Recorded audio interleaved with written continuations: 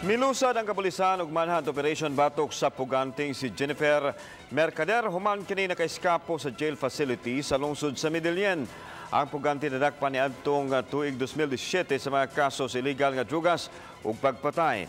Gani siya ang self-confessed hitman kinsa Niangkon nga nakapatay og 30 ka mga tawo. Giisip sa kapulisan nga armado ug delikadong kriminal si Mercader.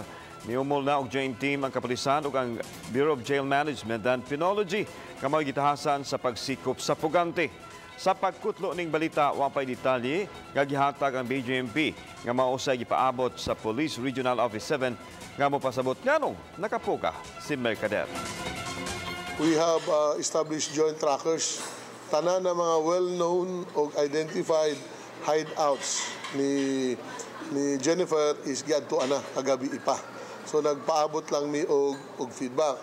We have also disseminated to all our police stations, to all our checkpoints, and to all the provincial offices regarding this one, including the pictures, para ma-post at saka